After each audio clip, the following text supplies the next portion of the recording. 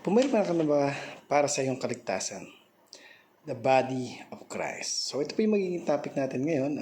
Tunay nga na sa pag-aaral natin ng salita natin Panginoon, i-define natin yung concept ng body of Christ. Sabi doon, the body of Christ is a biblical metaphor of the church, emphasizing the unity and interdependence believes with Christ as the head.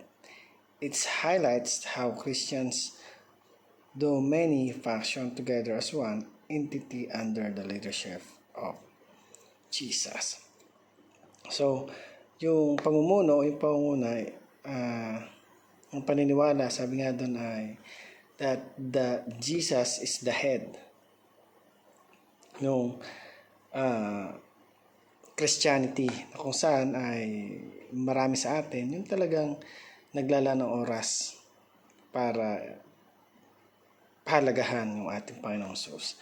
Sabi po doon sa Romans 12 verse 4-5, kung paano ang katawan ay binubuo ng maraming bahagi at magkakaiba ang gawain ng mga ito, gayon din naman kahit na tayo marami, nabubuo tayo sa isang katawan ni Kristo at tayong lahat ay bahagi ng isa't isa. So napakaganda nung ating topic ngayon. Hindi tayo pare-pareho ng talento na pinanghawakan. Marami tayo na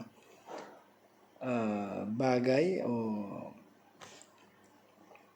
nagagawa na talagang hindi nagagawa ng iba. Ibig sabihin, ang Panginoon ay napakabuti niya sa buhay ng bawat isa sa atin dahil never niya tayo pinawalan sapagkat tayo yung special na create na ating Panginoon. Sabi po sa ating unang katuruan, we are one family in Christ. So lahat tayo ay nasa isang pamilya ng ating Panginoon at wala tayong ibang pinararangalan iba kundi ang ating Diyos dahil siya lang yung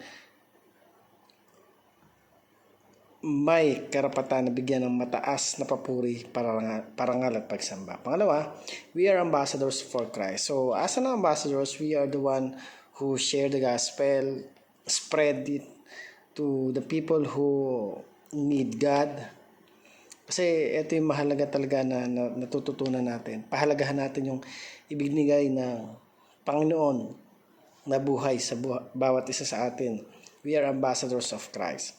Number 3, we continue the work of Christ. So, pinapatuloy natin yung gawa ng kabutihan ng ating Panginoon at dahil nga doon, tayo ay nagiging kasangkapan para mapalawig ang kaugnayan ng bawat isa sa ating Panginoon. So, para na po sa ating application, sabi dito una, treat others as you would treat your own body. So, treat natin yung ibang tao na parang ikaw sa sarili mo yung talagang ninanais mo na mabigyan kaluguran ng ating Panginoon. Kung paano mo pahalagahan ang iyong sarili, ganoon din naman lalong higit ang ating Panginoong Diyos, Panginoong Jesus. Number 2, share the message of reconciliation. So, i-share natin yung mensahe ng reconciliation, kung paano na inihingi na natin ang kapatawaran yung lahat ng pagkakasala na nagagawa natin, pero sa kabila ng lahat ng yun, ang gusto natin talaga ay mataas pa, maparangalan pa ang ating Panginoon sa pamagitan ng mga kaluluwang patuloy at patuloy niya na binabago ang bawat buhay ng bawat sa amin. Number 3, sabi dito, continue the work of healing and restoration. So, alam naman natin na yung advice na nagmumula sa ating Panginoon ay part ng buhay kung paano tayo palakasin, kung paano dapat tayo nagtitiwala at naniniwala sa mga bagay na nangyayari sa buhay ng bawat sa atin. Kasi iba kaya sila nagkikwit kasi iniisip nila na kapag alam nila yung salita ng Panginoon, parang nawawala yung mga nakasanayan na nila na kung saan hindi nila kaya na maglaan ng mas maraming oras sa ating Panginoon. Although, I'm agree na talagang ako. Minsan, hindi talaga, may pagkakataon talaga na mararanasan mo na hindi mo kaya. But, the most important is you try. Sabi nga, continue the work of healing and restoration. Huwag ka matakot na magpa-restore sa ating Panginoon. Huwag kang matakot na pahalagahan yung mga nakukuha mo. Continue the work of healing and restoration. Pagpatuloy lang natin yon hanggang sa masanay na tayo. At pagdating ng araw ay makatulong din, hindi lamang sa pamilya na meron tayo, even the relatives that we have.